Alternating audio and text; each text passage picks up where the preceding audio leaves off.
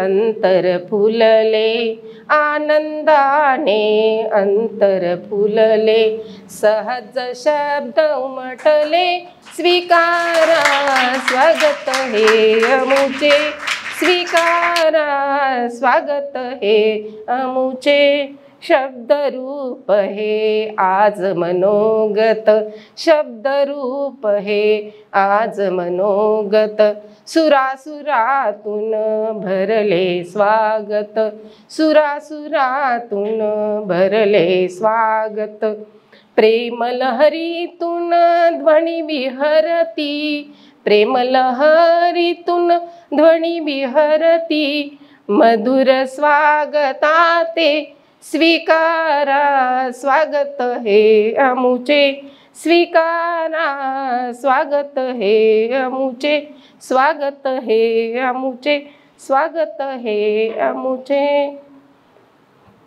प्रथम माईंच्या स्मृतीस अभिवादन करून आजच्या झेप या कार्यक्रमाच्या अध्यक्षा बीजमाता पद्मश्री विभूषित राहीबाई पापेरे यांचं मी कार्यक्रमात स्वागत करीत आहे। पद्मश्री विभूषित राहीबाई पापेरे यांच्याकडे बीजमंत्र आहे। यांच्याकडे काय आहे? बीजमंत्र आहे आणि या बीजमंत्राला खूप मोठा इतिहास आहे। या बीजमंत्राला खूप मोठा इतिहास आहे आणि साक्षात तो इतिहास आमच्यासोबत असणार आहे, साक्षात तो इतिहास आमच्यासोबत असणार आहे, याचा आम्हाला खूप आनंद होत आहे, खूप आनंद होत आहे। आजच्या आपल्या या सत्रासाठी लाभलेल्या प्रमुख पाहुण्या किंवा मार्गदर्शक पद्मश्री आदरणीय राहीबाई पापेरे यांचा परिचय करून देताना माझ्या अंगावरती शहारे आहेत। एखादी मोठी व्यक्ती किती नम्र आणि शांत असू शकते, किंवा कदाचित व्यक्ती नम्र आणि शांत असते म्हणूनच ती मोठी असते। आज गेल्या अर्ध्या तासापासून त्यांचा संस्थेतील वावर आणि त्यांच्या कार्य समजून घेत असताना कुठेतरी डोळ्याच्या कडा पाणावत होत्या आणि अशी एखादी व्यक्ती आपल्या महाराष्ट्राच्या भूमीत आणि आपल्या इतकी जवळ आहे हे समजून अभिमानाने ऊर भरून येत होता। विवेकानंद म्हणतात की एखादा विचार घ्या, त्या विचाराला स्वतःचे जीवन ध्येय समजा, जागेपणी त्याची स्वप्न पहा, त्या स्वप्नपूर्तीकडे पूर्ण लक्ष लावून द्या आणि असं करत करत इतर सर्व विचार बाजूला सारत तो जो तुमचा विचार आहे ते तुमचं जीवन ध्येय बनून जातं आणि तुमच्या पदरी फक्त यश राहतं। आणि कुठेतरी हे वाक्य राहीबाईंचा जीवन प्रवास आपल्याला थोडक्यात सांगून जातं।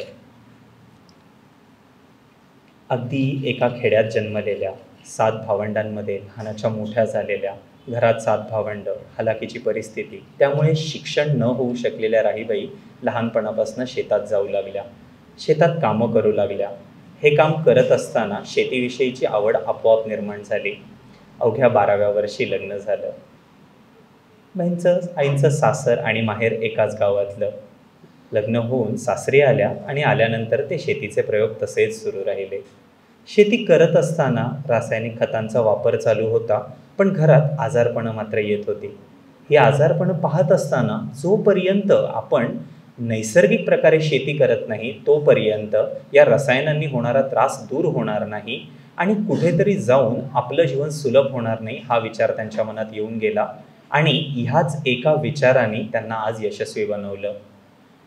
हाच विचार करत करत ज्या प्रादेशिक छोट्या पारंपरिक बिया आहेत त्यांचे यांनी जतन करायला सुरुवात केली आणि हा जतनाचा प्रवास त्यांना पद्मश्रीपर्यंत घेऊन आला। राहीबाईंबद्दल सांगायचं तर 2016 साली त्यांनी आपल्या घरातच एका छोट्याशा बीज बँकेची स्थापना केली होती आणि आज त्यांच्या सीड बँकमध्ये 54 पिकांचे 116 स्थानिक वाण सुरक्षित आहेत। स्थानिक वाण असल्यामुळे आणि त्यांनी सर्वसाधारणपणे कुठल्याही रासायनिक गोष्टींचा वापर न केल्यामुळे अतिशय प्रतिकूल परिस्थितीमध्ये कमी पाण्यावरती आणि वेगवेगळ्या हवामान आणि त्यांच्या बदलावरतीही या गोष्टींची जी उत्पादन क्षमता आहे, येणारं जे ते पीक आहे ते नेहमी चांगलं येत असतं। त्यांच्या या कार्याची दखल ही अनेक राज्य व राष्ट्रीय स्तरावरती घेतली गेलेली आहे। त्यांना भारत सरकारचा नारी शक्ती पुरस्कार मिळालेला आहे, पुणे विद्यापीठाचा जीवनगौरव पुरस्कार आहे, महाराष्ट्र शासनातर्फे जिजामाता कृषीभूषण पुरस्कार प्राप्त झालेले आहे, तसेच BBC व इतर अनेक संस्थांकडनं त्यांना गौरव प्राप्त झालेले आहेत। परंतु या गौरवांवरती कुठेही समाधान न बाळगता कसोशीने त्या आजही आपलं कार्य करत आहेत. आज आल्यानंतर देखील सहज जेवण करत असताना सुद्धा त्यांच्या तोंडून एकच वाक्य होतं की आपल्या या लेकरांपर्यंत पर्यावरणाची माहिती गेली पाहिजे, लेकरांना पर्यावरणाचं मोल कळलं पाहिजे आणि आपण कुठेतरी मातीशीही जोडून राहिलं पाहिजे. तर आज मी आपल्या सर्वांना इथे उपस्थित प्रत्येक व्यक्तीला, अगदी मग ती आपली छोटी भावंडं असू देत आणि आम्ही सर्व असू देत, खूप भाग्यवान समजतो की मातीशी जोडून असलेले, मातीसाठी काम करणारे आणि आज आभाळ एवढं असूनसुद्धा जमिनीवरती पाय असणारं व्यक्तिमत्व आमच्या समोर आलेलं आहे. आम्ही खरंच आई तुमची खूप वाट बघत होतो. ज्या दिवशी आईंचं नाव आम्ही ठरवलं या गोष्टीसाठी त्या दिवशी एकमताने तयार झालो होतो आणि मुलांची जेव्हापासून या गोष्टीवरती चर्चा करतोय तेव्हापासून सर बीजमाता कधी येणार आहे हा एकच विचार मुलांकडनं वारंवार येत आहे. तर मुलांनो तुमच्या समोर आहेत आपल्या आदरणीय रघुनाथ माशेलकरांनी नाव दिलेल्या बीजमाता पद्मश्री सौ राहीबाई पोपेरे.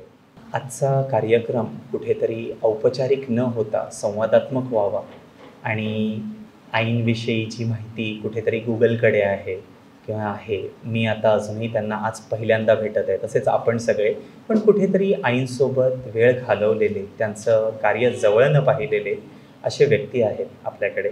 त्यांचं नाव अथर्व साठे.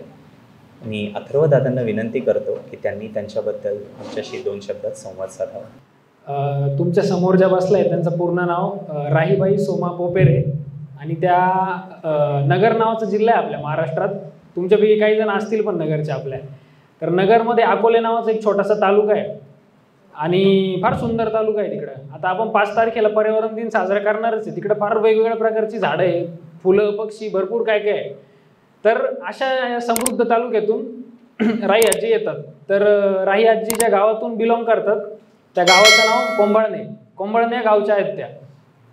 तर त्यांचा प्रवास जो होता लहानपणीपासूनचा तो आपण सगळेजण ऐकलंच आहे. दादानी पण आता समजून सांगितलं आपल्याला, तो खडतर होता.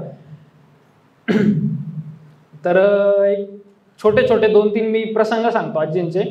आजी जेव्हा खुरपणी असेल किंवा शेतात काही छोटे छोटे घास कापणं किंवा छोटे कामं असतील त्यावेळेस तिकडं बिबट्या, वाघांचा वावर जास्त असायचा. म्हणजे आत्ता पण आहे पण आता कमी झालाय.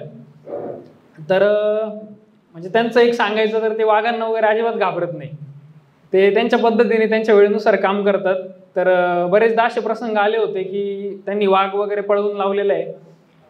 ते काही लेखातून वगैरे आता समोर येणारच आहे. आणि त्यानंतर म्हणजे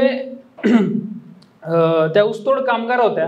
त्यांचा जो प्रवास आहे म्हणजे ऊसतोड कामगार ते पद्मश्री किंवा एक सीड कन्झर्वेटर किंवा बीज संवर्धक हा जो प्रवास आहे राही आजींचा हा खूप मोठा आहे.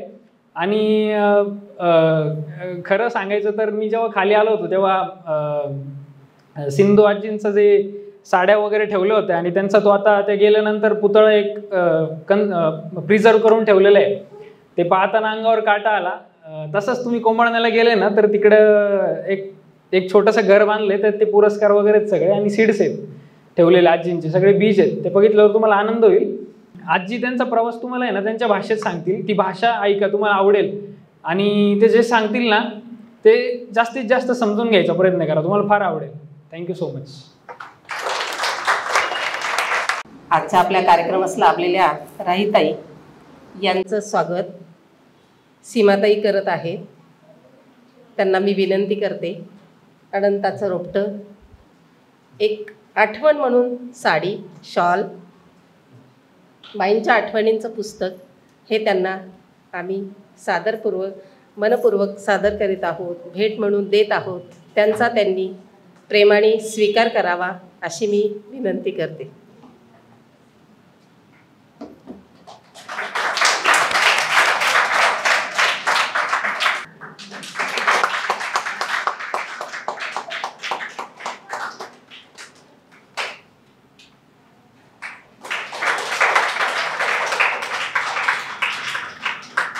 तसेच त्यांच्यासोबत असणारे अथर्व साठे यांचाही अनंताचं रोपटं आणि माईंच्या आठवणींचं पुस्तक देऊन आम्ही सन्मान करीत आहोत.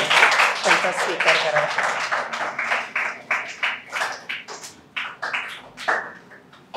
धनिश्रीताई भवारी याही आमच्या कार्यक्रमास उपस्थित आहेत. त्यांचंही आमच्या कार्यक्रमात स्वागत आणि सन्मान आम्ही करत आहोत. त्यांचा त्यांनी स्वीकार करावा.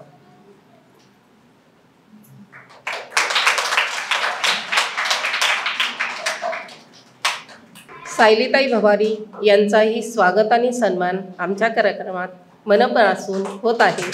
त्यांचा स्वीकार करावा.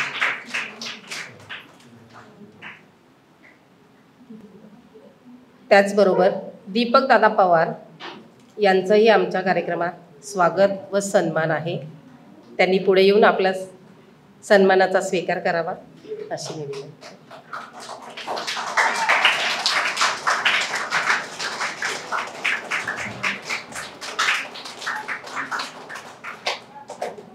माई परिवारात तुमच्या सगळ्यांचं खूप स्वागत. आता होणार आहेत गुजगोष्टी.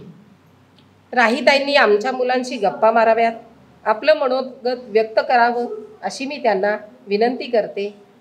सगळे मुलं आणि मुलं म्हणून नाही, हे मुलं हे देवाघरचे फुलं आहेत असं मी समजते. मुलं हे देवाघरचे फुलंच असतात.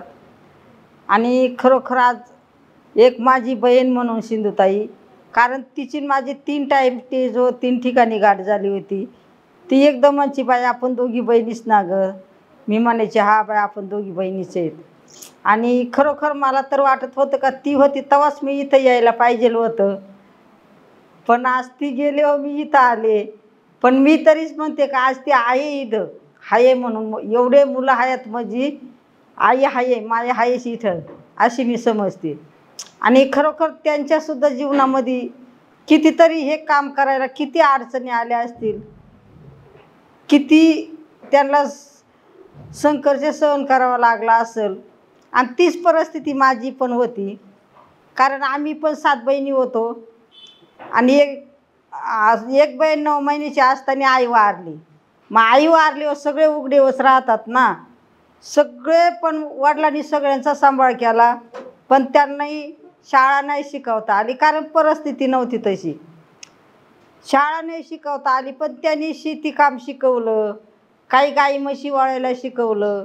आणि माझं त्याच गावामध्ये 12 वर्षीच बनलं तर लग्न झालं. पण वडिलांनी शाळा नाही शिकवली, पण त्यांनी ज्ञान शिकवलं. आणि ते ज्ञान आज मला इथं दिसतंय. ते 2 महिन्यांनी मुलं जवळ घ्यायचे आणि त्यांना शिकवायचे, कारण ते पण शाळा शिकेल नव्हते. कधी गरिबी आली तर अजूनही श्रीमंती आली तर अजूनही टाकीचे गाव सोसल्याशिवाय देवपणा येत नाही. आणि चांगल्या कामामध्ये मरून निघायचं पण सरून निघायचं नाही, हे वडिलांचे शब्द होते. आणि त्यांनी कोणत्याही क्षेत्रामध्ये काम करा, पण आपण दुसऱ्यासाठी पण काहीतरी केलं पाहिजे.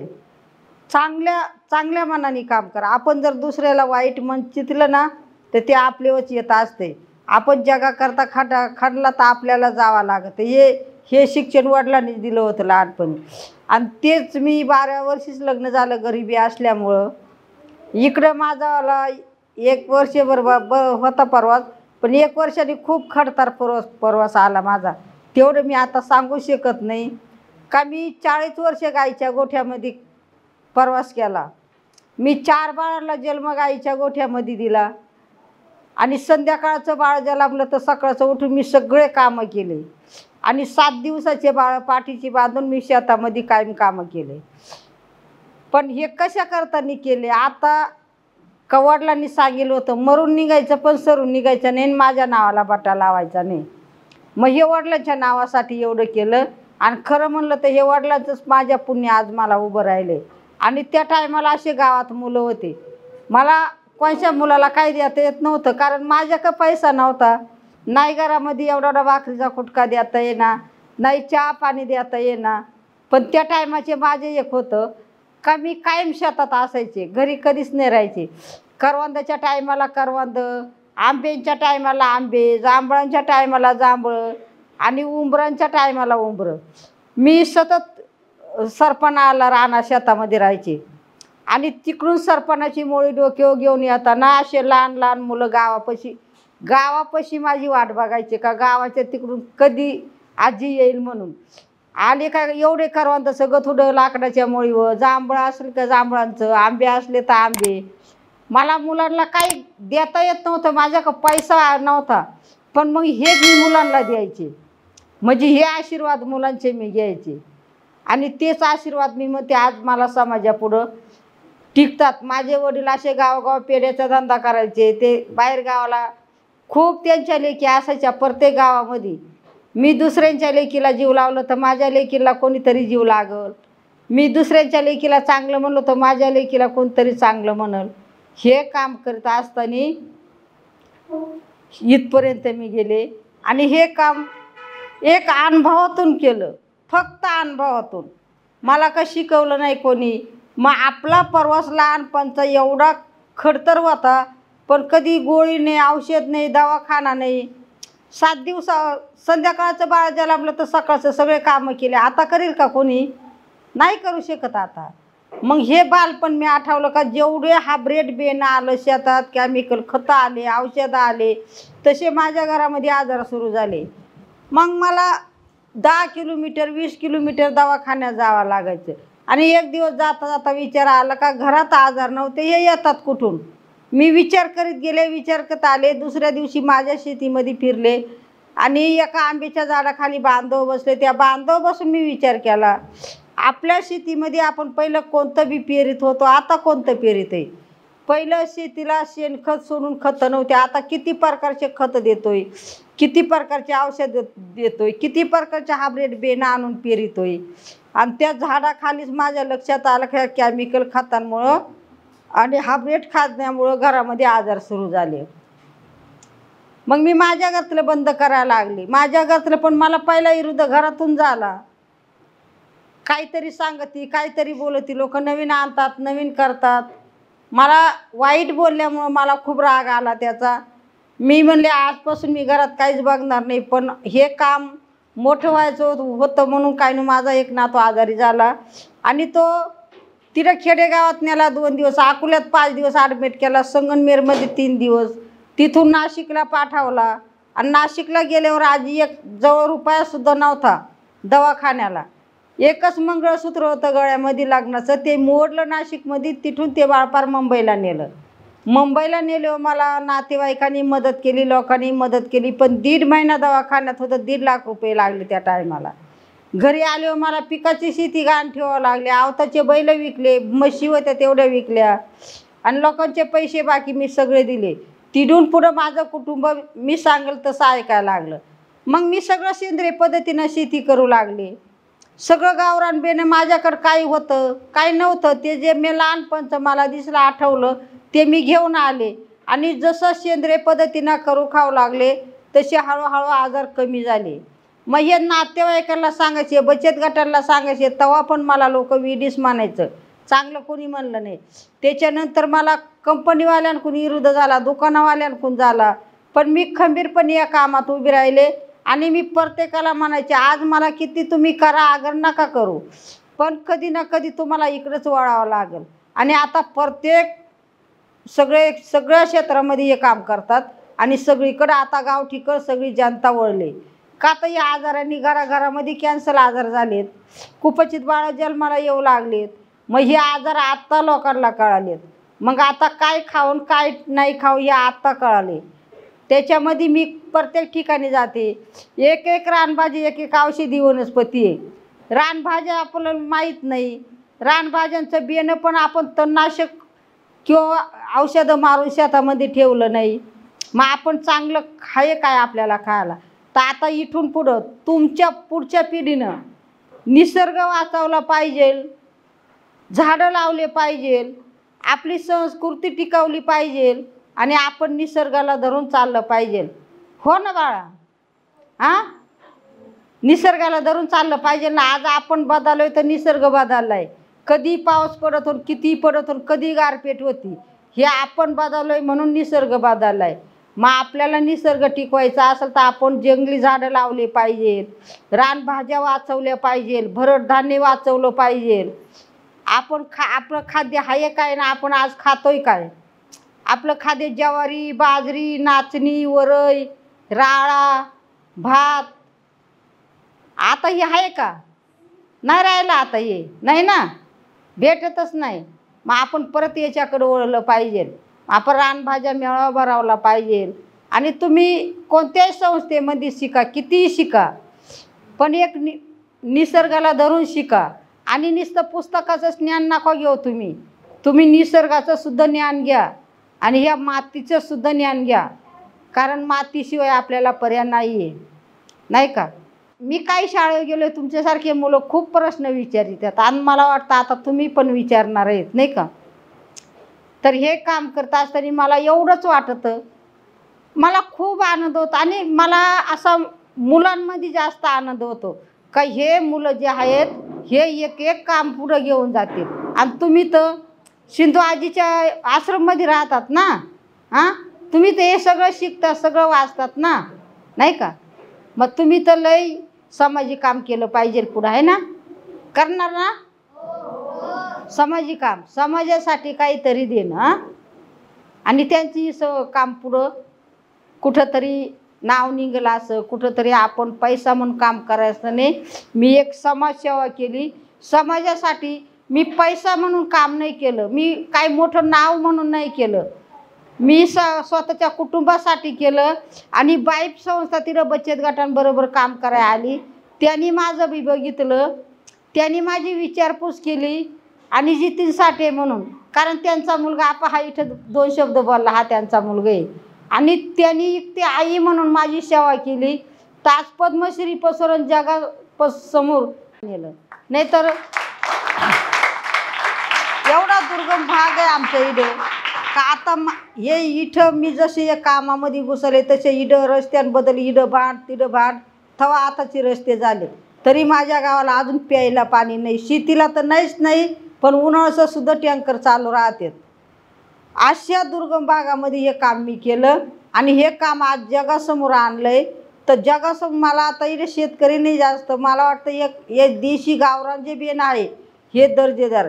कारण याचा अनुभव आपण घेतला आहे का. जुने माणसं होते 105 वर्षे 107 वर्षे जगत होते आणि आता 50-60 वर्षे येत नाही माणसाचं. मग हे काय येत नाही हो. तेव्हा तर एक टायमाला अन्न भेटत नव्हतं खायला, आता तर सुविधा झाल्यात, आता सगळं भेटतं, नाही का. मग आपण काय खातोय आणि काय नाही खात. आजकाल आपण नाश्त्याला काय खातो, मुलांना शहरामध्ये मॅगी कुरकुरे मुरमुरे नाही हेच देतात नाश्त्याला, मी बघते हो. आणि ते आपलं खाद्य का, त्या मॅगीमध्ये कशी बनवतात, त्या कुरकुरे कसं बनवतात हे आपल्याला माहिती आहे का, नाही माहिती. मग आपण काय द्यायचं काय नाही द्यायचं हे आपण ठरवायला पाहिजे. ह्या जे गावठी भाज्या मी सांगितलं, रानभाजी एक रानभाजी एक औषधी वनस्पती आहे, पण त्या आता लोकांना माहीत नाही, मुलांना तर नाही माहिती, पण आताच्या महिलांना सुद्धा माहिती नाही. कारण जायचंच माहिती नाही जंगलामध्ये कुठं काय आहे. आम्ही पाऊस पडलो 4 महिने रानभाज्या खातोय अजून, आणि त्या रानभाज्या अशा बिगर तेलाच्या केल्या तरी त्या भाज्यांना चव आहे, पण बाजारच्या भाज्या तेलात तळल्या तरी त्याला चव नाही आहे. पहिले लोक असे शेतामध्ये काम करायचे, बांधाखाली जिरा असायचा, त्या जिऱ्याचं पाणी तोंडाने प्यायचे, वंजुळीना प्यायचे. पण ते पाणी जेवढे जंगलामध्ये झाडे त्यांच्या मुळ्या डाळांचं पाणी त्या झऱ्यात येत होतं आणि ते पाणी माणसं पित होते, म्हणून तेव्हा कुठलेच आजार नव्हते. आता शेतामध्ये शेतकरी लागेल तेवढं रासायनिक टाकतात, ते पाणी विहिरीत जातं आणि ते पाणी आपण पितो किंवा आपल्या नदीला जातं. म्हणून आता सरकारने ह्या बिसलऱ्या काढल्यात ना, नाही तर ह्या बिसलऱ्या होत्या कुठं पहिल्या, नव्हत्या पहिल्या. मग ह्या आता काढल्यात बिसलऱ्या. मग आपण जे मुलांनी मी सांगते का तुम्ही शिका, कोणत्याही क्षेत्रात शिका, कितीही मोठं काम करा, पण तुम्ही पुस्तकाच्या ज्ञानबरोबर निसर्गाचं ज्ञान घेऊन सुद्धा शिकले पाहिजे. आणि ह्या मातीचं सुद्धा नातं जोडलं पाहिजे. मी तर शाळा शिकलेच नाही कधी, मला अंगणवाडी बालवाडी नाही माहिती, पण आता मोठमोठ्या कॉलेजवर जाते मी. तर हे मला नाही बोलवती, माझ्या कामाला बोलवतात, नाही का. आणि मला अभिमान वाटतो असं. आता एक उदाहरण देते मी. पहिले आपल्या या रूममध्ये जर महिला डिलिव्हरी झाली तर त्या रूममध्ये माहीत नव्हती होत, माहीतसुद्धा लोकांना होत नव्हतं. मी तसं आणल्या दिवशी शेतातून काम करून आले आणि सकाळचं संध्याकाळचं डिलिव्हरी झाले का सकाळची गेले पाण्याचा हांडा घेऊन 2-2. महिला काय म्हणायच्या मला, हो तू तर काल डिलेवरी झाली नव्हती, तू कधी डिलेवरी झाली आणि पाण्याला आली. म्हणजे हा प्रकार होता, पण कुठलाच आजार नव्हता तेव्हा. आणि आता जे आजार वाढले तर सगळे आपल्या खाण्यापासून वाढलेत. मग आपण कुंडीमध्ये भाजीपाला केला पाहिजे. 2 वांग्याची झाडं, 2 मिरचीची झाडं, एवढी मेथीची भाजी, कोथिंबीर आपल्याला कुंडीत बनवता येते. पण आपण केलं पाहिजे ते आणि बनवलं पाहिजे. आपण माती कुठंतरी भेटती. आपल्या खत बनवायला आपल्या घरामध्ये कांद्याची टलखरं आहेत, बटाट्याची टलखरं आहेत, त्याचं आपल्याला कंपोस्ट खत बनवता येतं आणि त्याच्यावर सुद्धा भाजीपाला पिकवता येतो. तर याच्यामुळं आज मी नारी शक्ती भेटला, पद्मश्री भेटला. आज मी नावाने मोठी आहे, पैशाने नाही मोठी. उद्या पैशाने मोठी झाले तरी माझे हे जमिनीचे पाय जमिनीवर राहतील आणि ही समाजाची सेवा मी करीतच राहील. फक्त समाजसेवा ही. आणि ही सेवा करता करता मला कोंबाणं गाव सोडून माहीत नव्हतं, पण आता महाराष्ट्राच्या बाहेर जाऊन आले. नाही तर माझी जन्मभूमी आणि कर्मभूमी तीच होती. मला कुठं जायचं माहीत नव्हतं.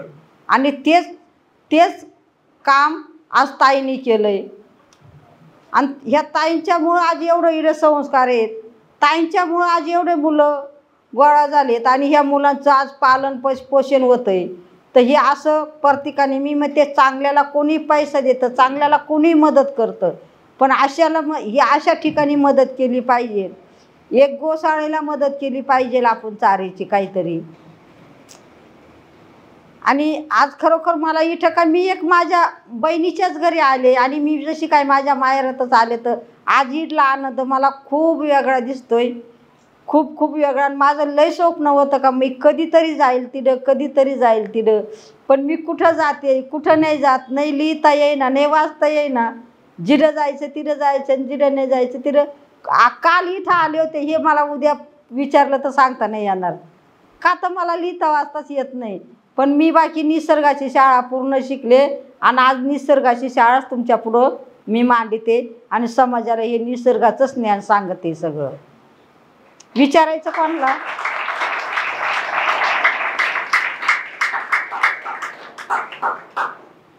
आम्ही म्हणजे ही सगळी मुलं लहान आहेत, तर ही मुलं पर्यावरण संवर्धनासाठी किंवा छोट्या छोट्या कोणत्या गोष्टी अशा करू शकतात ज्याचा त्यांनाही फायदा होईल आणि अनुभव पण येतील. मग मी आता मोठमोठ्या कॉलेजवर जाते ताई. मी म्हणजे तुम्ही पुस्तकाचं ज्ञान किती शिकवा, पण यांना एक रानभाज्या मेळावा भरावला पाहिजे, जेणेकरून आता इथले मुलं दी सोडून पण शहरामध्ये गावाकडे मुलं सगळे शेतकऱ्यांचीच असतात ना. मग त्या आज्याला सांगतात रानातल्या भाज्या गोळा करून आणा. मग त्या भाज्या जर मांडल्या तर ही भाजी कोणती, ही भाजी कोणती, ही भाजी एकमेकाला माहिती पडतं ना. मग हे काम केलं पाहिजे. आपलं जे भरड धान्य, हे भरड धान्य मी प्रत्येक शाळेवर जाऊन सांगते का तुम्ही भरड धान्यसुद्धा मेळावा भरावला पाहिजे. आपलं मुख्य अन्न काय आहे हे ह्या मुलांना कळालं पाहिजे, नाही का. आणि हे जर आज तुम्ही आम्ही केलं तरच या पुढच्या पिढीला माहिती होणार आहे, नाही तर माहिती काय होणार नाही. आणि याच्यातही मी प्रत्येक शेतकऱ्यांना सांगते, ही काळी माती आपली सगळ्यांची अन्न देती माते, सगळ्यांची माते. आपल्याकडं पैसा किती असला तर पैसा कोणी खाऊ शकणार नाही. कोण खाईल पैसा, काही दळून खातील. मग माती चांगली असली तर आज आपण चांगलं, ना आपण चांगलं असलं तरच ही पिढी चांगली घडणार आहे ना. हां, मग हे माती खरं सगळ्यांनी मातीवर सुद्धा काम केलं पाहिजे आणि हे अन्न देती मातासुद्धा वाचवली पाहिजे. कारण आज आपण आजारी झालो किंवा एखादं मुलं आजारी झालं, आपण कुठंतरी एखाद्या हॉस्पिटलमध्ये ॲडमिट करू, पण ही काळी आई जर संपली तर हिला कोण डॉक्टर आणणार आहे, कोण वैद्य भेटणार आहे. मला मुख्यमंत्र्यांनी नाही अजून उत्तरं दिले का हा डॉक्टर भेटेल या मातीला, म्हणून कोणीच नाही उत्तरं दिले. आणि इथं असं कोणी देणार तर देऊ शकता मला उत्तरं, नाही का. मग मातीचं आरोग्य आपण नको राखायला. हां, ती कवर सहन करणार आहे, ती काळी आई ती कवर सहन करणार आहे. आपण कितीतरी तिच्या पिकासाठी विषारी औषधं खतं मारतो आणि ती काय कवर सहन करणार आहे, कारण ती जिवंत आहे म्हणून आपण जिवंत आहे आज. हां, जिवंत. बरं हे बाजारातून तर नाशक आणतात दुकानांमधून, गवत आपण सारखाच जीव आहे. गवत जिवंत, झाड जिवंत, आपण जिवंत. फक्त ते निर्जीव आहे, ते बोलत नाही आणि आपण बोलतं चालतं हे आहे. मग ते तणनाशक मारल्यावर जर निक्क एका रातीमध्ये ते तण जळून जातं आणि तीच भाजी आपण आणून खाली आपल्या आरोग्याला नाही काय होणार का? नक्कीच होतं. मग मी सांगते, आता काही ठिकाणी लोक घरामध्ये सुद्धा 4 भाज्या 10 भाज्या बनवितात. मी म्हणते त्याच्यातली एकच भाजी खा, नाही तर 2च खा, पण आरोग्य चांगलं ठेवा. माझी ही कळकळीची विनंती आहे. ज्याच्यामध्ये चमक आहे त्याच्यात धमक नाही. जे दिसायला चांगले ते आरोग्याला घातक आहे. आणि आजकाल आपलं जे आरोग्याला घातक आहे ना तेच आपण खातोय. आणि मी ताई तुम्हाला एक सांगते, तुम्ही या मुलांना एक टाईम डाळीचं पाणी द्या, पण कोबू फुलावर आयुष्यात आणून देऊ नका. तो शेतकरी कोबू फुलावर चायना माल पिकितो ना, तो स्वतः कधीच खात नाही. त्याला माहीत आहे आपण किती औषधं मारलीत, आणि तो बाकी बाजारात आणून आपल्याला देतो आणि खातो. तर माझ्या म्हणण्यानं बरेच लोकांनी कोबू फुलावर बंद केली, तशी इथंही बंद करा. तुम्ही कडधान्याचं निकळ पाणी द्या डाळीचं, पण ती कोबू फुलावर तुम्ही पण खाऊ नका, मुलांना पण देऊ नका, कारण खूप घातक आहे ती. त्याच्यावरून मला विरोध झालेत, पण मी नाही हटले, कारण मी माझ्या डोळ्यांनी पाहते काही गावांना. एक आमच्या अकोल्याचा सर होता, ITचे सर होते. मी पहिलं 5 वर्षे रोपं काम केलं. ऊसतोडी कामदार होते. घरी गेले का रोपं तयार करायचे. रोपं तयार केले का बचत गटांना 1-1, 2-2 रोपं द्यायचे.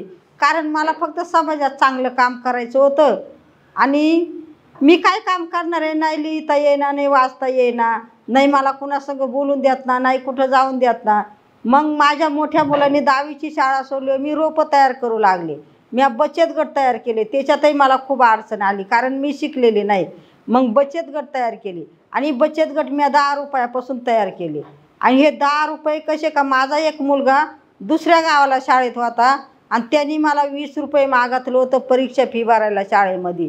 मला ते 20 रुपये त्याला देता येत नव्हते.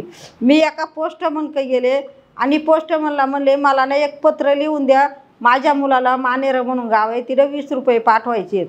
म्हणे पत्र फाडून टाकील कोणी, पैसे काढून घेईल. मग म्हणलं काय करावं लागेल? म्हणे मनी ऑर्डर. म्हणलं माझ्याकडं कुठून पैसा एवढा मनी ऑर्डर करा?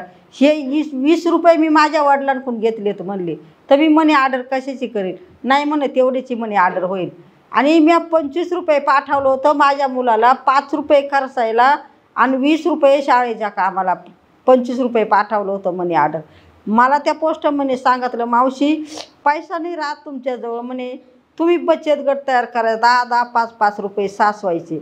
म्हणून मी 5 पहिला बचत गट 5 रुपयापासून केला, का तर मला साचवायचे होते. आणि 5 रुपयापासून 10 रुपये भरायला लागलो. तिथून बचत गट मोठा करीत गेलो. मग बचत गटामध्ये काय कामं करायचे? आता तेव्हा काय असं बाहेर काहीच नव्हतं, रस्ता बिस्ता नव्हता. एखाद्याच्या मुलाची शाळा अटकली त्याला ते पैसे द्यायचे, एखाद्याचं मुलं आजारी झालं त्याला द्यायचे, एखादं शेतीचं काम असलं त्याला ते बचत गटाचे पैसे द्यायचं, आणि 1% 2% ते पैसे घ्यायचे. तेव्हापासून बचत गट चालला. आज जवळजवळ 30 वर्षे होतील तर आजपर्यंत बचत गट.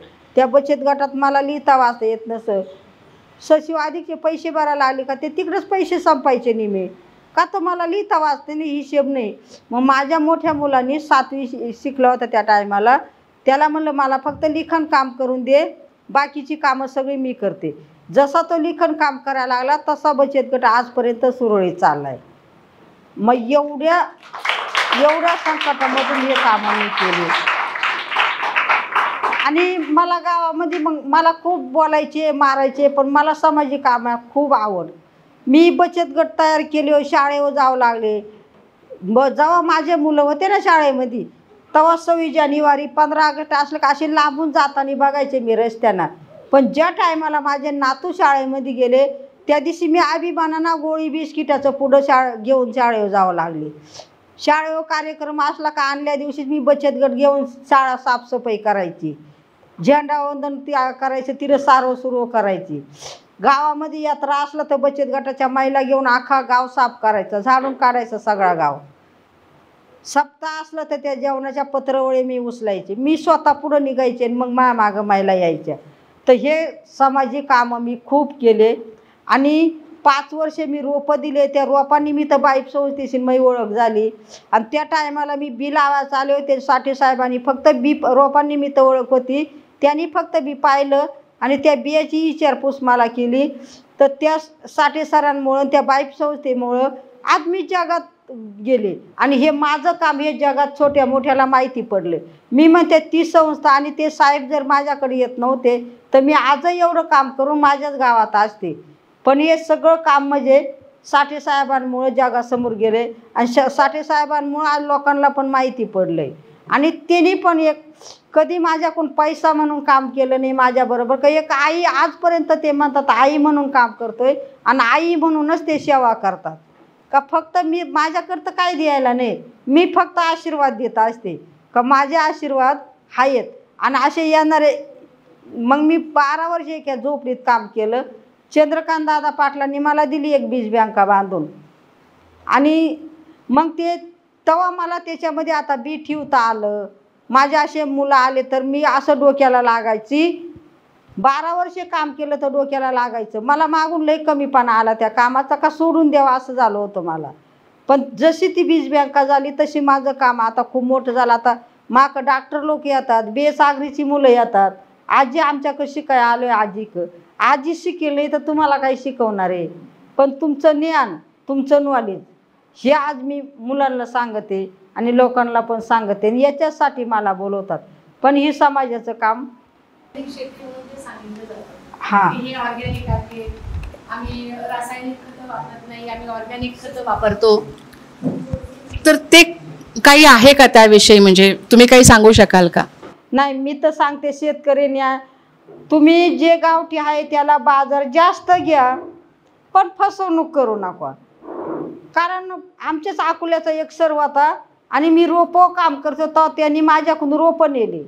रोपं नेल्यावर ते लावले. आता त्यांच्या इथे पाणी भरपूर आहे. ते 2 वर्षात मोठाले झाले आणि एक दिवस त्यांनी असा फवारा मारला. कारण मी आता चायनावर बोलले ना, असा फवारा मारला एका रात्रीत त्याचा पाला गळून गेला. त्याचे शेंडे असे खाली लोंबले आणि ते दुसऱ्या दिवशीच माझ्याकडे आले म्हणे तुमच्याकडून रोपं नेले आम्ही आणि ते 2 वर्षात खूप मोठाले झाले. अहो म्हणले तुमच्याकडं पाणी येतं हो ते होणार मोठाल ना. पण म्हणे एक दिवस फवारले झाडं निस्ता फवारा फिरवला तर त्याचा पाला आखा गळून गेला, त्याचे शेंडे पण खाली लोंबलेत. तर मी म्हणलं तुम्ही उन्हाची फवारला असेल. नाही म्हणून 6 वाजता फवारला. म्हणले कशाचा फवारा मारला? म्हणे कोबू फवारून आलो आणि सहज त्याच्यावर फवारा फिरवला पण ते झाडं जगतील म्हणून मला एक पानसुद्धा नाही राहिलं. मग मी त्यांना प्रश्न विचारा तुम्ही झाडं कोबू फवारून आले आणि ते झाडं फवारले, त्या झाडाचा पाला गळून गेला, त्याचे शेंडे खाली लोंबले, ते जगल का मरल तुम्ही मला विचारतात. पण ती भाजी तुम्ही कुठल्या तरी बाजारात नेणार आणि ती भाजी किती लोक घेऊन खाणार, त्यांच्या आरोग्याचं काय होणार? मला पुढचा प्रश्न नाही विचारला, त्यांनी विचारलंच नाही. तर हे काम माझी तर कळकळची विनंती आहे, तुम्ही बाजार जास्त घ्या पण मी सांगते जे एकदम चमक आहे ना तो भाजीपाला घ्यायचा नाही. जो कमी भावाचा असला तो भाजीपाला घ्यायचा, जो दर्जेदार असला तोच घ्यायचा. आणि रानभाज्या असल्या रानभाज्या तर आयुष्य ह्या टायमाला टिकवल्या पाहिजे. माझा एक प्रश्न आहे, जे आता बऱ्याच वेळा आपण ज्वारी गहू खातो तर ते वर्षभर टिकावं म्हणून बरेचसे घरामध्ये वगैरे पावडर लावतात. तर पण ते हानिकारक आहे. पण आपण जे बीज वगैरे जमा करून ठेवता ते पावडर न लावता तर ते कशा पद्धतीनं व्यवस्थित माझ्या म्हणजे अजून गाय आहेत, गावठी गाय आहेत, म्हशी आहेत, शेळ्या आहेत, बैल आहेत.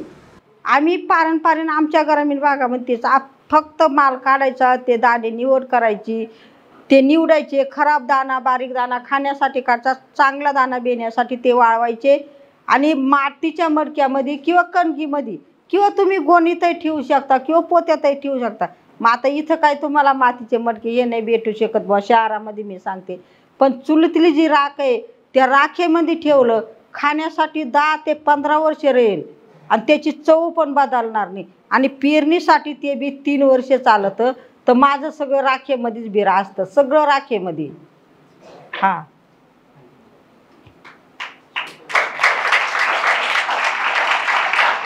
आणि माझ्याकडं म्हणले तर 18-19 प्रकारचे वालगे एवढे. आता भात नाही मला पिकावते 16 जाती भाताच्या मी 5 वर्षे शेतकऱ्यांना दिल्या पिकून. 30 जातीचा भाजीपाले त्याच्यामध्ये काय आता रानभाज्या काही कडधान्य कवर केलंय. पण माझ्याकडं खाण्यासाठी द्यायला नाही, मी फक्त बेण्यासाठी देते. कारण माझं शेती आहे दिवाळी दसऱ्याच्या टायमाला अशी मुलं आले तुमच्यासारखे आले तर मी अभिमानाने शेतामध्ये मुलांना दाखवते ही भाजी ती भाजी ती भाजी. आणि पाऊस न उन्हाळ्याचं प्यायला पाणी नाही आणि मग समजा शेतीला पाणी असलं तर मी अभिमानानं उन्हाळा पानकळं हे दाखवता आलं असतं. आता आले का फक्त मी बँकेमध्ये डबे भरून ठेवेल तेवढंच बी मला दाखवता येतं. पण नाही जर समजा राग भेटली तर कडुलिंबाचा पाला आहे, कडुलिंबाचा पाला आणि मिरची पावडर टाकायची त्याच्यामध्ये थोडी, त्याला पण नाही काय होणार, यांना काहीच नाही होणार. कडुलिंबाचा पाला वाळवून आणि त्याच्यामध्ये मिरची पावडर म्हणजे तिखट असते ना, त्याने नाही काय होत. आता आमचं तर काहीच नाही, फक्त राखेमध्ये. तुम्ही शेतीविषयी तांत्रिक माहिती कशी मिळवली आणि ती माहिती मिळताना तुम्हाला कशा अडचणी आल्या? माहिती मिळवली ना बाळा, माहिती मी फक्त माझ्या अनुभवातूनच मिळवली. मला हे मातीचं म्हणजे गावठी खाण्याचं हायब्रिड खाण्याचं हे कोणीच नाही सांगितलं. मी माझ्या अनुभवातून मिळवलं आणि माझ्या कुटुंबासाठी केलं. पण मग मोठं वयासाठी लहानपणी जे वडिलांनी माझ्या असं ज्ञान सांगितलं होतं ना, तो एक एक शब्द मी माझ्या डोक्यामध्ये साठवून ठेवला होता आणि त्याचा अनुभव घेऊन हे काम मी सुरुवाती केली मी. आणि मला सहज म्हणजे सहज एक बाईप संस्था भेटली आणि त्या बाईप संस्थेच्या ते साठे साहेबांनी त्यांनी हे काम जगासमोर नेलं. सुरुवातीला केलं मी. तुम्ही हे सगळं काम करताना तुम्हाला कधी अपयश आले का आणि कधी असं वाटलं का मी हे करू शकत नाही, तेव्हा तुम्ही काय केलं? अपयश भरपूर आले. मी सांगते ना, पहिला विरुद्ध घरातून झाला, दुसरा विरुद्ध दुकानावाल्यांकडून, कंपनीवाल्यांकडून, कृषी सेवकांकडून. काय त्या रायबाईचं ऐकत्या, ती केव्हा शिकलेले, तिचं आपल्या डिग्र्या झाल्या, आता आपण शिकलोय, आपले संशोधन झाले, म्हणले कधी ना कधी इकडंच वळावं लागल. आणि पहिला विरुद्ध मी हे बाईकमध्ये काम करायला लागले ना, मी 10-20 किलोमीटर जायचे, पायी चालून जायचे, चालून यायचे. त्यामुळं मला काही टायमाला हे बाईकचे लोक सांगत नव्हते. आणि सुरुवाती जे केली कामाची सुरुवात केली तर मला घरातून खूप विरोध झाला. कशाला आई ते काम करती, नाही पैसा भेटत, नाही फायदा भेटत, नाही काय आणीत, नाही आणा पैसा देत आणि काय ते काम करून उपयोग आहे. हा विरोध मला बचत गटातूनही झाला. कारण बचत गटाच्या बाया म्हणतात ती करते त्याच्यात काही फायदाच नाही तर काय करता करून. आणि मला सुरुवाती बचत गटाने मला चांगला आधार दिला. सुरुवाती बचत गटापासून मी काम सुरू केलं. पण पैसा न भेटल्यामुळं सगळे लोक मला बोलू लागले. पण मी संध्याकाळचं रडायचे आणि सकाळचं म्हणायचे नाही ही समाजसेवा ही केलीच पाहिजे. म्हणजे ह्या अडचणी मला खूप आल्या. हे काम माझे 2 मुलं होते लहान लहान आणि मला घरामधला खूप माझे सासू-सासरे पाहुणा म्हणून येऊन देत नव्हते. पण आता 1 मिनिटं पाहुणा माझ्या दारातला बंद नाही. आणि त्या टायमाला कधीच पाहुणा घरात नाही येऊन दिला. मी एक टाईम अशी वैतागल्या बेनं, 2 मुलं होते, एक कड्यावर घेतलं, एक हाताला घेतलं आणि गावाच्या वरती असं तलाव भरेल होता. मी तलावामध्ये जीव द्यायला चालली होती. नको म्हणले हा जीव नको, सगळं बापाच्या इकडून आणायचं आणि काम सगळं इथं करायचं. कारण माझं माहेर सासर गावातच होतं. पण एक मूल घेतलं कडेव, पण ते बोटाला धरेल होतं ना, ते चालं ना. रात्रीचं माझ्या सासऱ्यांनी मला 10 वाजता घरातून बाहेर काढलं आणि मला तर बापाच्या दारात जायचं नव्हतं. मग काय करायचं? मग चाली होती. आता म्हणलं एकच पर्याय, एवढाच पर्याय, परत याला पर्याय नाही आहे. पण आता छोटं मूल होतं ते घेतलं कडेव, पण दोन्ही मला घेऊन चालतंय ना, पाणी थुई चालेल. श्रावण महिन्याचा टाईम होता आणि एक मूल गावातून गेले तर चाललं, गावाच्या वरती गेले आणि गावात जसे घरं बंद झाले तसं ये ना, ते मोठमोठ्यानं आरडू लागलं, नको ना आई, वाघ येऊन खाईल आपल्याला, कोणी मारील, कोणी काय करील. मी म्हणे अरे आपल्याला मारायला जायचे चाल. पण माझा एक चुलत सासरा होता, म्हणजे चुलत नील सासरा होता आणि तो संडासला जायला होता.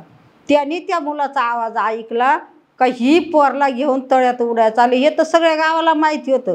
जेवढा त्रास होता तेवढा सगळ्या गावाला माहीत होता. आता ही पोरं घेऊन तिथं मारणार, पण पोरंसुद्धा मारणार. तो घाई धावत आला, त्यांच्या घरी घेऊन गेला मला आणि मला विचारलं कुठं चाले, तर माझं शेतामध्ये थोडंसं घर होतं. म्हटले मी चाले माझ्या जापाकडं. नाही म्हणे तू जापापासून जाणारच नाही. त्यांनी मला वळून आणलं. ते पोरं त्यांनी माझ्या कड्यावरून हिसकून घेतले आणि घरी आणून थोडं जेव घातलं आणि परत मला माझ्या घरी ते नेऊन घातलं. मग शेजारची 1-2 माणसं होते, परत नेऊन घातलं.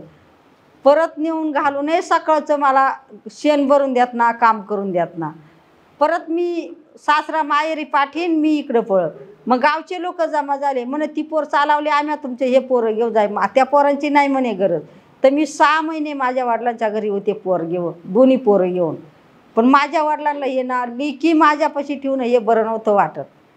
माझे वडील म्हणजे तू जर मिली ना बाई तर लोक म्हणतील ती सासुरवास काढून मिली, तिचे पोरं उघडे पडले. पण तू जर पोरं घेऊन गेली किंवा अशी गेली तर लोक म्हणतील माजली म्हणून गेली. मग वडिलांसाठी मी खूप त्रास काढला, खूप. आणि तेच आज मला कामी आले.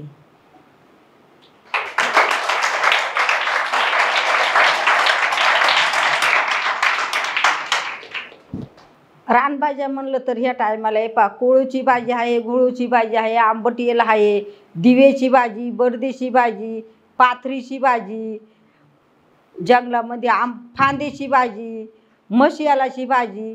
ह्या झाल्या पावसाळ्याच्या रानभाज्या. चाईची भाजी, चाईचा मोर. उन्हाळ्याच्या भाज्या म्हणलं तर कडक उन्हाळ्यामध्ये गायपाताला असा कोंब येतो, त्या गायपाताचा कोंबाची भाजी होती. त्याचा वर सरा जातो मोठा, त्याला शेंगा येतात, त्या शेंगांची भाजी होती. पण ह्या भाज्या एक एक रानभाजी एक एक औषधी वनस्पती आहे. ह्या भाज्यांमध्ये खूप काही महत्त्व आहे. आणि भोकरीची भाजी, उन्हाळ्याचं भोकरीची भाजी खात असतात, कारण पाणी नाही आमच्याकडं. मग उन्हाळ्याचं म्हणूया बिगर पाण्याच्या भाज्या. भोकरीच्या भाजीला कवळा पाला आला, त्याची शेंडे तोडून आणायचे पानं, त्याची भाजी बनती. भोकरीला फळं येतात, त्या फळांची कवळ्या फळांची भाजी होती. म्हणजे ह्या रानभाज्या म्हणलं तर खूप. केनीची भाजी होती. आता जर जंगलात गेलं तर पाहिजे त्या भाज्या भेटतील. एक रानवांग म्हणतात, चिचुरडं म्हणतात, करटुलं म्हणतात. उंबराची भाजी होती. उन्हाळ्याची अशी छोटे छोटे उंबरं येतात झाडाला, त्या उंबराची सुद्धा खूप. उंबरं आणायचे, फक्त उकडायचे, फोडायचे आणि फक्त कांदा टाकून ती भाजी बनवायची. भरपूर भाज्या फक्त आपल्याला माहीत पाहिजे आणि त्या खाल्या पाहिजे. तर ह्या उंबराची भाजी ह्या सुद्धा औषधी वनस्पती भाज्या आहेत. मोहचे झाड असतं, पहिली मोहाच्या फुलाची नुसती दारू पाडायची माहीत होती लोकांना. आता त्या मोहाच्या फळं घेऊन येतात, त्या फुलांचा आता त्याचा हलवा बनवितात, त्याचे बिस्किटं बनवितात, त्याची खीर बनवितात. म्हणजे भरपूर प्रकार होऊ लागले त्या फुलांचे आयुर्वेदिक. आणि त्याचे फळं येतात, त्या फळं आणायचे, फोडायचे, ती बी काढून टाकायची आणि एक एक 2-2 पाट्या ती भाजी वाळून ठेवतात. ती 12 महिने खाता येते वाळून. आणि ओलीसुद्धा आपल्याला लगेच फोडून लगेच बनवून खाता येते. त्या मोहाच्या फळं असतात. आता त्या मोहाचं झाड पहिलं काहीच कामाचं नव्हतं, पण आता देवगत झाड मानल्या गेले त्याला. आता ते झाड तोडून देते नाही समाजाला. बाळा तुझ्या ध्यानात राहतील रानभाज्या, रानभाज्या ध्यानात राहतील.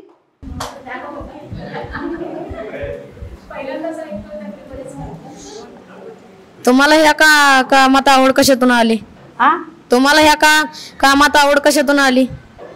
मला आवड म्हणजे मला काहीतरी फक्त समाज सेवा करायची होती. पण ह्या अनुभवातून गावठी खाण्याचा, हायब्रिड खाण्याचा मी आजारपणापासून सुरुवात केली. का जेव्हा माझ्या शेतामध्ये हायब्रिड खाणं आलं, केमिकल खत औषधं आले, घरामध्ये आजार सुरू झाले. म्हणून त्याच्यातून मी अनुभवातून हे काम सुरू केलं. कडू भाजीचे नाव आता काही भाज्या कडू आहेत, काही गोड आहेत, पण आम्ही कडूही पण खातो बाळा. आणि ज्या कडू भाज्या आहेत ना त्या खूप चांगल्या. आता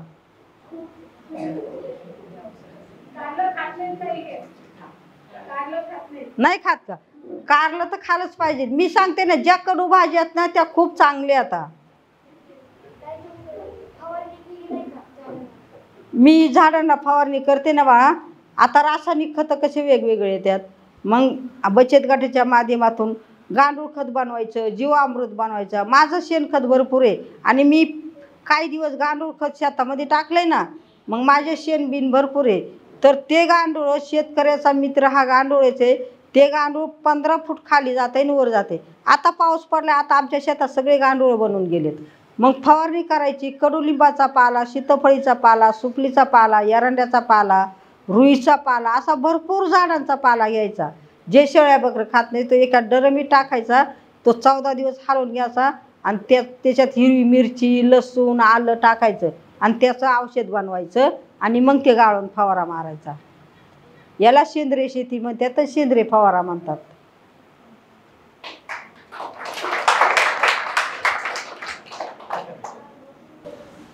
तुम्ही मला औषधी झाड, औषधी भाजीपाला. औषधी झाडं मी तर म्हणते जंगलातले झाड आहेत ना सगळे औषधी आहेत, पण ते सगळे आपल्याला माहीत नाही आहे. एक चित्रुकाची भाजी खातो.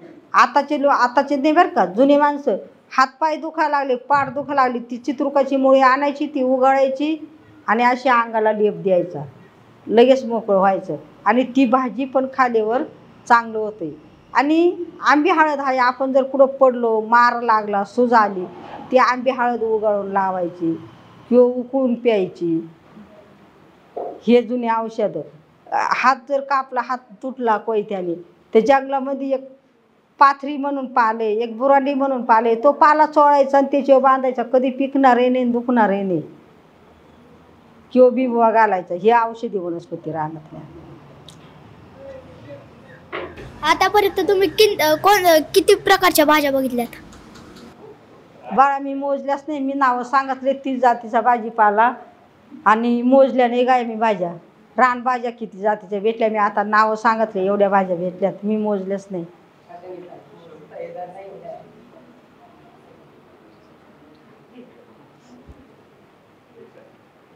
तुमचं संध्याकाळपर्यंत, सकाळपासून संध्याकाळपर्यंत दिवस कसा जायचा तुमचा? बाळा घरी असले हो ना, घरी असले भरपूर काम आहे. मी ना आता उन्हाळ्याचं नाही काय काम, तरी पण आहेच. माझ्या असे शेजारी घर आहेत, मला 24 तास पाहुणे आहेत. आता कसं त्या ताईने मला फिरवलं खालच्या माळ्यावरून वरच्या माळ्यावर, असे मला एक गाडी गेली का दुसरे पाहुणे आले का, तुमच्यासारखे मुलं आले का, या घरात पाणी द्यायचं, परत ती बँका दाखवायला जायची. आणि आता पाऊस पडला ना, आता नाही मी घरात, ये बाय हातो कालच काम केले, जखम झाले, आपण इथे येळा लागलाय, इडं गबाळ पेटावताना हाताला फोड आलेत. म्हणजे हे माझं शेतामध्ये माणसं गेले का शेतात जायचं, जे काम असलं ते करायचं. कोणी पाहुणे आले का परत घराकडे यायचं.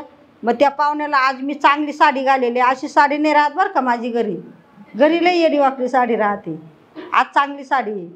तर मी जाते, त्यांना दाखविते, त्यांना माहिती देते. ते लोक म्हणते हो मावशी तुम्हीच काय दाखविता, घ्या ना त्या मॅडमला बोलून. मग मी म्हणते बाबा ती मॅडम मला कुठंतरी शोधावं लागेल. मग काही लोक म्हणते खरंच तुम्ही आहेत का. आम्हाला वाटलं का पद्मश्री म्हणजे ही लय मोठी असेल, लय हाय पाय असेल, पण मी शेवटी मातीतलं माणूस आहे, मातीतच राहणार आहे. आणि माझे हे जमिनीचे पाय जमिनीवरच राहणार आहेत.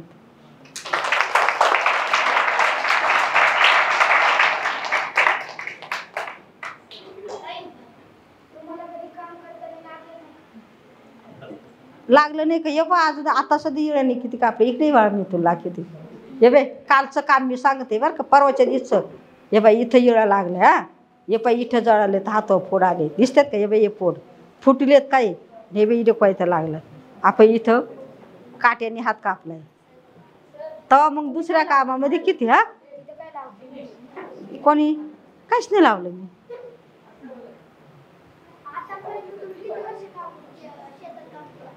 मी ना बाळा, मला तर वाटतं मी 7 वर्षाची असल्यापासून काम करते तर आजपर्यंत करते, तो तेव्हापासून मला आठवत आहे.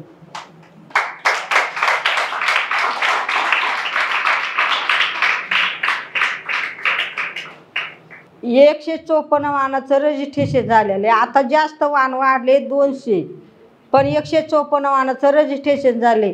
त्याच्यामध्ये सगळं गावरान आणि सगळं काय रानभाज्या आता कव्हर केलं आहे. 30 जातीचा भाजीपाला, कारली, दोडका, गोपळा, घोसाळा, पालक, मेथी, भेंडी, गवार, चंदन बटवा, लाल माठ, हिरवा माठ, तांदूळसा, कुयरी, डबल बी, समजले ह्या भाज्या. पाथरी म्हणजे नाही, ह्या लावलेल्या भाज्या माझ्या 30 जातीच्या. आणि एक 18-19 जातीच्या घेवडे आहेत. मग गोडवाल, कडूवाल, काळावाल, श्रावणवाल, हिरवा लांब घेवडा, हिरवा आखूड घेवडा, बुटका घेवडा, सफेद घेवडा, लाल शिराचा घेवडा, पापडी घेवडा, पताडा घेवडा, लाल वालवड, सफेद वालवड, बुटकी वालवड, ह्या वाटाणा, काळा वाटाणा, ढवळा वाटाणा, मसूर, सफेद वाटाणा, हे माझे कडधान्याचे नाव.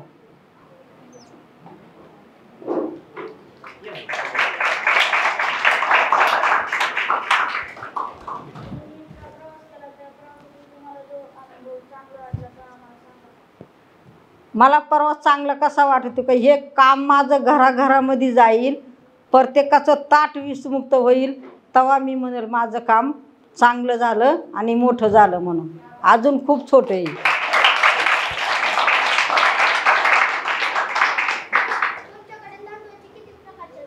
हां, तांदळाच्या 16 प्रकार होते माझ्याकडं, पण आता नाही तेवढे मला पीक येत. आता सगळं बेणं मला शेतात पिकवायला लागतं आणि ते पावसाच्या पाण्यावर पिकवायला लागतं. मग तेवढ्या जाती आता नाही येत माझ्याकडं, पण 16 जाती मी शेतकऱ्यांना दिल्या. 16 जाती भाताच्या पिकून. गावठी बाजरी होती माझ्याकडं. मी अकोल्याला, माझी मुलगी होती अकोल्याला, ह्या मुलींची आई. कारण मला 3 मुलं झाले, पण मला मुलगीच होईना. 3 मुलं झाले, मी 10 लहान मुलगा कोणाला तरी द्यायला निघाले का ही मुलगा घ्यावा आणि मला कोणीतरी मुलगी द्यावा, पण नाही दिली कोणी. 4थ्यानं मला मुलगी झाली तेव्हा मी थांबले. आणि आता 5 नातू आहेत, नाती एकही नाही घरामध्ये.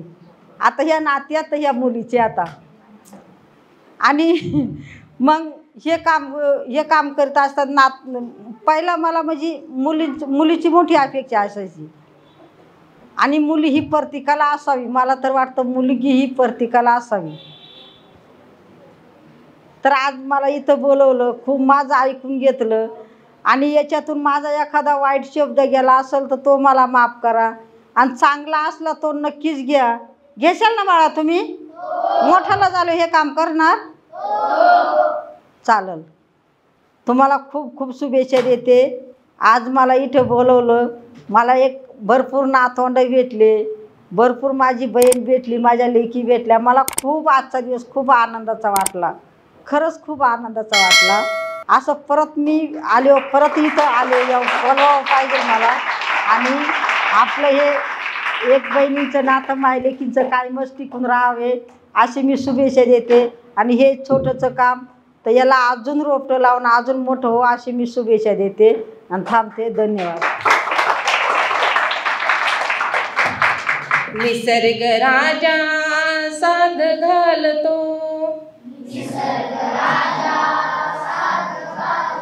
रूप तयाचे बघू चला, जे जे भवती दिसे चांगले, सारे आपण शिकू चला. सूर्यदेव हा बघा सांगतो, सोडा आळस काम करा, चिमणी सांगे उठून पहाटे, प्रभुरायाचे नाम स्मरा, फुले सुगंधी पहा शिकविती, सदा हसारे सदा फुला, जे जे भवती दिसे चांगले, सारे आपण शिकू चला. खळ खळ खळ खळ नदी वाहते, तुडवित डोंगर उंच कडे, निर्मळ पाणी तिचे सांगते, थांबू नका रे चला पुढे, फुले सुगंधी पहा शिकविती, सदा हसारे सदा फुला, जे जे भवती दिसे चांगले, सारे आपण शिकू चला. छान सावली झाडे देती, गार सावली सगळ्यांना, हर्ष लाभतो फार म्हणाला, दुसऱ्यासाठी जगताना, मधमाशा या परिश्रमाचे, मोल सांगती जगताला, जे जे भवती दिसे चांगले, सारे आपण शिकू चला, वादळ वारा तुफान येतो, पर्वत अखंड राही खडा, ताठ शिराने जगा सांगतो, संकटासवे सदा लढा, म्हणूनच आम्ही गातो सदा हसारे सदा फुला. धन्यवाद.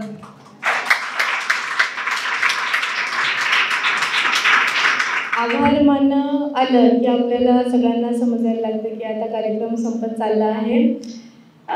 राही आई, तुमचा आभार मी तरी काय मानू. खरं सांगायचं तर आभाराच्या निमित्ताने मी तुम्हाला एकच गोष्ट सांगू इच्छिते की तुम्ही आज इथे आलात, आम्हाला सगळ्यांना मार्गदर्शन केलं, आमच्या ह्या चिमण्या मुलांशी तुम्ही गप्पा मारल्यात. अशाच गप्पा मारायला तुम्ही पुन्हा पुन्हा आमच्याकडे यावं ही आमच्या सर्वांच्या वतीने तुमच्याकडे एक रिक्वेस्ट आहे. खूप खूप धन्यवाद, तुम्ही इथे आलात, आमच्या विनंतीला मान देऊन वेळात वेळ काढून आलात. सायलीताई, धनश्रीताई, थँक्यू सो मच. अथर्वदादाने आम्हाला छोट्या छोट्या गोष्टी सांगितल्या आईंच्याबद्दल. माझी अथर्वदादालाही पुन्हा एकदा रिक्वेस्ट आहे की त्याने पुन्हा यावं, मुलांना भेटावं, मुलांसोबत गप्पा माराव्या, त्याचे बालपणीचे अनुभव मला सांगावेत. आणि स्पेशली सांगते, अथर्वदादा इकोलॉजी नावाचा विषय शिकतो आहे, त्याच्याबद्दल त्याने मुलांना मार्गदर्शन करावं अशी त्याला रिक्वेस्ट आहे माझी. अथर्वदादा, दीपकदादा, थँक्यू सो मच. आपल्या ह्या चिमण्यांनी आज एकतर खरंच गोड खाल्लं होतं, त्याच्यामुळे मला वाटलं होतं ते झोपतील, पण त्यांनी खूप खूप इंटरेस्टने सगळ्या गोष्टी ऐकल्या. बाळांनो, तुमचं पण खूप खूप धन्यवाद. आणि आपले कर्मचारी वृंद, सीमाताई, ममताताई, स्पेशली आलेला दादा आपला, थँक्यू सो मच. सगळ्यांचे खूप खूप खूप आभार. आणि असेच कार्यक्रम आपण करत जाऊ, आपल्याला राही आईंची पुन्हा पुन्हा भेट घेण्याची संधी मिळावी. इतकं बोलून मी थांबते आणि आजचा कार्यक्रम संपला असं जाहीर करते. Thank you so much.